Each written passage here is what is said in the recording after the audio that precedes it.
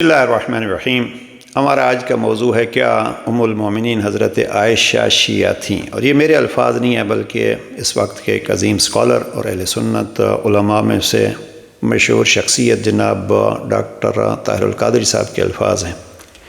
چونکہ 18 ذی الحجہ روز عید غدیر ہے اور اس حوالے سے کچھ دیکھ رہا تھا تو چند دن پہلے ڈاکٹر طاہر القادری صاحب کی ایک گفتگو سننے کو ملی اور وہ غدیر پہ گفتگو کر رہے تھے، اور غدیر پہ گفتگو کرتے ہوئے ہم انشاءاللہ غدیر پہ الگ موضوع پہ گفتگو کریں گے۔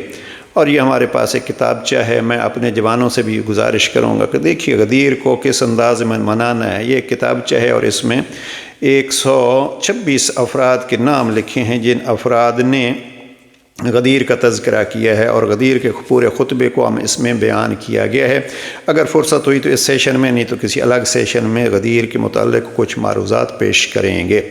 لیکن ڈاکٹر طاہر القادری کا یہ جب خطاب مجھے سننے کو ملا تو ایک چھوٹی سی ویڈیو تھی جو میرے سامنے موجود ہے، اور مجھے بہت تعجب ہوا اور خوشی ہوئی اور آفرین کہے بغیر نہ رہ سکا، اور اس لیے ہم نے اپنے اس ٹائٹل کو بھی ڈاکٹر طاہر القادری صاحب کو سامنے رکھا، اور ہم اس کو آفرین پیش کرتے ہوئے کہتے ہیں کہ اگر ایسے اسکالر ہوں تو ہمارے ہاں یہ جو فسادات اور یہ دہشت گردی اور یہ نفرتیں ہیں ان کو مٹایا جا سکتا ہے۔ ڈاکٹر طاہر القادری ظاہر ہے وہ ایک اہل سنت اسکالر ہیں اور شیعیت کے اپنے نظریات ہیں، اور وہ بھی یہی کہتے ہیں، لیکن جب غدیر کے فضائل وہ بیان کر رہے تھے تو انہوں نے بھی واضح کیا۔ اس ویڈیو کا عنوان یہ ڈاکٹر محمد طاہر القادری صاحب کا ایمان افروز جملہ، غدیر نہ تو شیعیت اور نہ ہی سنیت بلکہ قرآنیت ہے۔ دیکھیے اس کو ہی اگر دیکھیے تو غدیر مل کے پھر منانے کا جذبہ ہونا چاہیے۔ اور پھر اس میں یہ کہتے ہیں کہ آج جو خارجیت زور پکڑ رہی ہے، بلکہ میں آپ کی خدمت میں ذرا یہاں اگر آواز پہنچ سکتی ہے تو یہ جب ہو چکا تو حضرت علی کا ہاتھ پکڑا، تاجدار کائنات نے مقام خود پر حضرت علی کا ہاتھ اوپر کر کے فرمایا اگر تم مانتے ہو کہ میں ہر مومن کی جان کا ولی ہوں تو فرمایا من کنت مولا ہوں فعلی چن مولا ہوں، پھر جس کا میں ولی ہوں اس کا علی ولی ہے۔ اب یہ ہے انسان داد دیے بغیر نہیں رہ سکتا کہ جس انداز میں فضائل علی بیان کر رہے ہیں۔ جتنے افسوس کی بات ہے، اتنی خارجیت زدگی، اس پہ غور فرمائیے۔ خارجیت کا اتنا اثر کہ اگر کوئی اہل سنت عالم یہ باتیں بیان کر دے تو اس پہ ٹھپا لگا دینا یہ شیعہ ہو گیا، اس میں تشیع آ گیا، اس پہ شیعوں کا اثر ہو گیا۔ ارے آج کسی کہنے والے کو تہمت دیتے ہو امام مسلم بھی شیعہ ہو گئے، امام ترمذی بھی شیعہ ہو گئے، امام ابو داؤد شیعہ ہو گئے، زید بن ارقم شیعہ ہو گئے، معاذ اللہ۔ یہ ساری باتیں جواب دو۔ عائشہ صدیقہ شیعہ ہو گئی، اس جملے پہ یہ سارے اعلان کا یہ ان کا جملہ ہے، عائشہ صدیقہ شیعہ گئی، شیعیت ہے نہ کوئی سنیت ہے، یہ ساری قرآنیت ہے۔ یہ ہے جو اہل سنت علماء جس انداز سے عظمت علی علیہ السلام اور عظمت اہل بیت کے بیان کرتے ہیں۔ اس میں شیعت کہاں سے آ گئی؟ اور مسائل ہوں گے جو ہوں گے، اور مسائل ہوں گے جو ہوں گے، اس میں شیعیت اور سنیت کے جھگڑے کہاں سے مسائل آ گئے؟ تو یہ تو قرآن کی خدا کی بات تھی، مصطفیٰ کی بات تھی، ام المومنین عائشہ صدیقہ کی بات تھی، زید بن ارقم کی بات تھی۔ چونکہ ایک راوی جو غدیر کے ہیں وہ جناب ام المومنین حضرت عائشہ ہیں۔ سمجھ رہے ہیں نا بات کو؟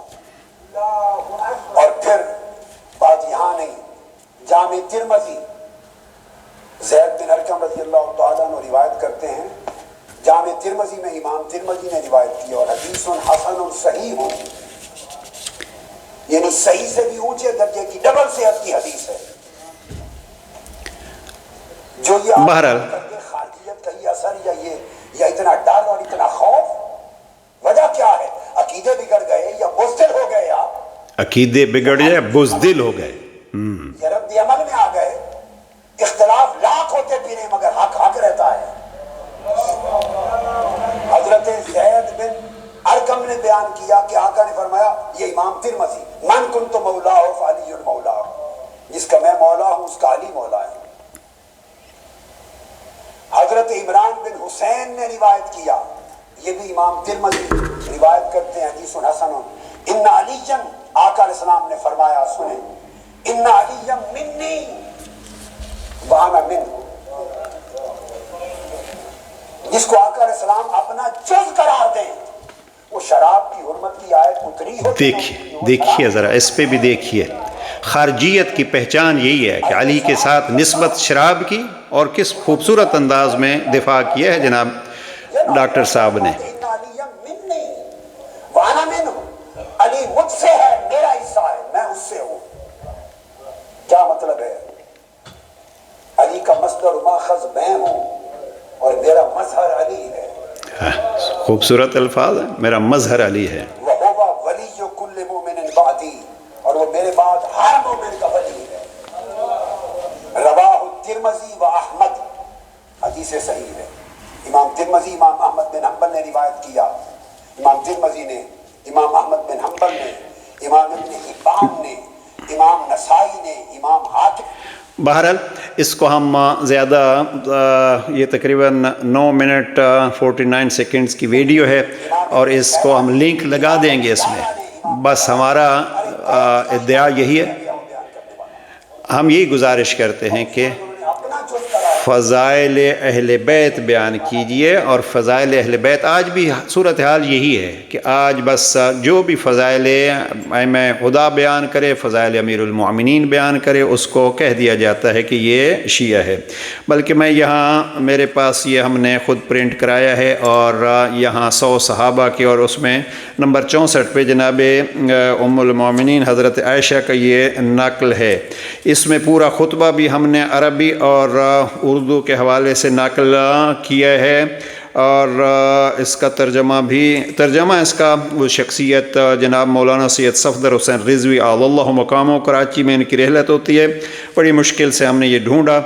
اور جناب مولانا ذیشان حیدر جوادی مرحوم کے جو نقوش عصمت ہے، وہاں بھی یہ مکمل اردو ترجمہ موجود ہے. میں عزیزان سے یہ گزارش کروں گا کہ اس کو پڑھیے، قرآن مجید کی ان آیات کو پڑھیے. یا ایھا الرسول بلغ ما انزل الیک من ربک وان لم تفعل فما بلغت رسالتہ واللہ یعصمک من الناس.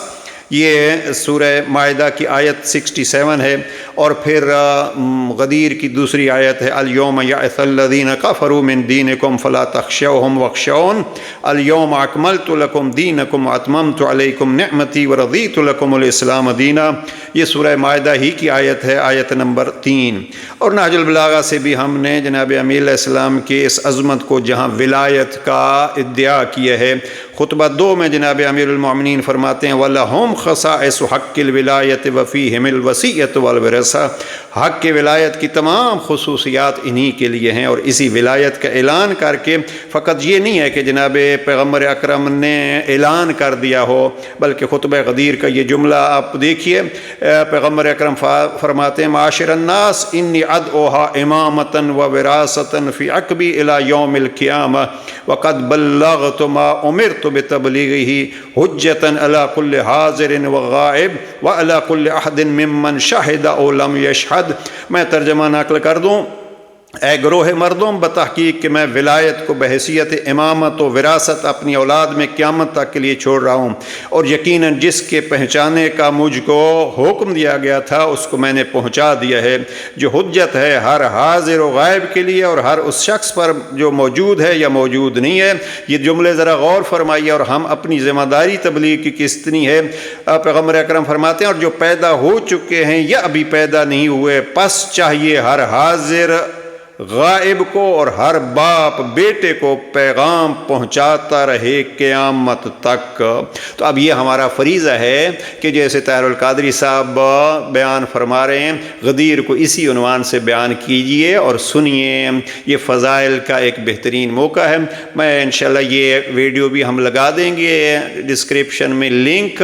اور اگر آپ ڈاکٹر طاہر القادری اعلان غدیر دیکھیں گے تو ان کی بہت ساری ویڈیوز اور گفتگو موجود ہے. بہرحال یہ جملہ بار بار دہراتے ہیں کہ فضائل علی، پھر پہلے یہ کہا جناب حضرت عمر نے بخن لک یا ابن ابی طالب، تو کیا وہ بھی شیعہ ہو گئے؟ صدیق اکبر بھی شیعہ ہو گئے، ام المؤمنین بھی شیعہ ہو گئے، مسلم بھی شیعہ ہو گئے.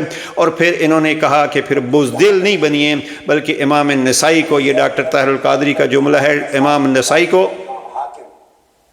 وہ فرماتے ہیں کہ آقا علیہ السلام حجۃ الوداع سے لوٹے، وہ حدیث جو میں بیان کر چکا، اس کے لفظ قابل توجہ ہے. फरमाते हैं कब तरक्तु फीकुम अस्साक़लैन, یہ حدیث ثقلین بھی آ گئی. چھوڑے جا رہا ہوں. بڑی اہم یہ غدیر کے موقع پہ بھی جناب پیغمبر اکرم نے فرمایا. چھوڑے جا رہا ہوں. اور اگلے لفظ کیا ہے؟ احدہما اکبر من الآخر. ایک اللہ کی طرف سے تحفہ، ایک پیغمبر کی طرف سے تحفہ. بہرحال یہ ایک ایک لفظ مجھے چونکہ ذاتی طور پر بہت پسند آیا تو آپ کی خدمت میں یہ پیش کر دیا ہے. پروردگار غدیر کے موقع پہ ہمیں اس بھائی چارے سے، جس بھائی چارے سے یہ ایسے علماء کوشش کر رہے ہیں رہنے کی اور عید منانے کی، چونکہ یہ شیعہ سنی عید نہیں ہے بلکہ قرآن کے مطابق عید ہے، تو اس حوالے سے عید منانے کی ہمت و توفیق عطا فرمائے. والسلام علیکم ورحمۃ اللہ وبرکاتہ.